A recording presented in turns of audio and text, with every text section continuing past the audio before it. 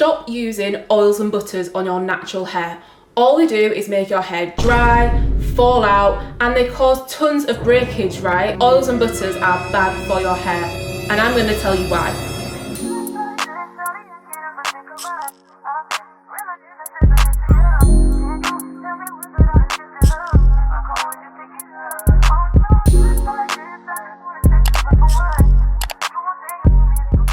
What's up people, welcome back to my channel. It's your girl Kiki, and if you are new here, I do all things curly hair tips, product reviews and styling. In today's video I'm going to be discussing the topic of oils and butters and why they are so bad for your hair. Before we get started, let's really talk about the topic of oils and butters and what the actual purpose of both of these products are. The main reasons for the use of oils is to promote shiny hair, to lock in moisture from your leave-ins and your other stylers, to aid as a protective barrier against anything of the outside elements or any friction, and lastly to soften your hair.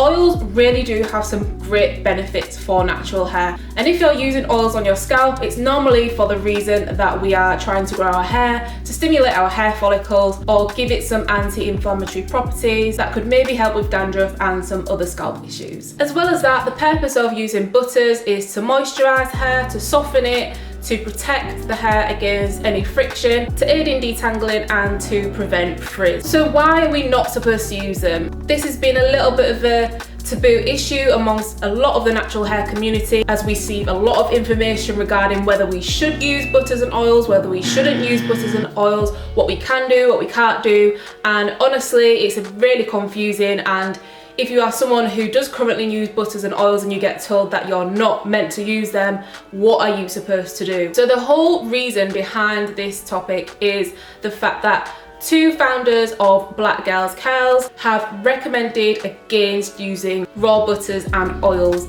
And by raw butters and oils, we mean single ingredient butters or oils. So things like your shea butter, your coconut oil, anything that is just unrefined as it comes, that is what they're referring to using. And the reason that they were warding people off using these raw products was because they were promoting their 30-day hair detox, which involves naturals, really focusing on their clarifying and shampoo process and kind of ditching the oils, because they were finding that a lot of naturals would overuse oils and butters and therefore their hair would be drier, it would be less receptive to shampoos and other moisturising products. Their claims are that the molecules found in the oils and the raw butters were too big to actually penetrate your hair, therefore didn't serve you any purpose. So that's anything like your DIY concoctions at home. If you're using like a whipped shea butter and you're mixing other things with it, they're claiming that that would not have any benefits towards your hair, therefore you basically don't need to do it. This, however, doesn't refer to any products that are pre-made and hydrolyzed or processed by actual hair companies that will use shea butter and they will incorporate it into their ingredients list, and it will go through a process whereby the molecules are broken down and they're small enough to penetrate the hair shaft and give us those benefits. So they're not actually referring to those things within ingredients list. It is simply the product on its own as the single ingredient product. So what should we do if we are currently using shea butter or coconut oil or single ingredient oils in our hair care regimen? Well, my advice to you is, if it's been working for you, then do what works. We all know that shea butter has been a huge part of the natural hair community and the communities back in the day in Africa who used to use all of these raw ingredients on their hair and even would grow their hair to like below waist length using these practices. So for me, I'm going to take it with a pinch of salt. I'm not someone who particularly enjoys using shea butter anyway, because for me that product is a little bit heavy on my hair and I don't like the weighed down feeling that it gives my hair.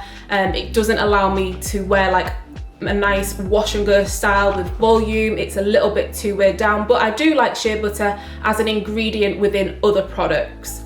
I have tried it in the past and it just didn't work for me. And that's similar to coconut oil as well, where I've tried to use raw coconut oil, I put it on my hair and unfortunately it has to be melted down and then when I used it, it kind of solidified again in my hair, and it created a load of little white bits on my hair, made my hair stiff. So I learnt that lesson from using unrefined coconut oil anyway. So for me personally, I don't use them things, but all I would suggest is, if you are someone who likes to use shea butter and coconut oil and things like that on your hair, or do maybe little DIYs at home, bear in mind that obviously with any DIY, it's not being chemically broken down, so the benefits will be limited as to kind of really penetrating the hair shaft.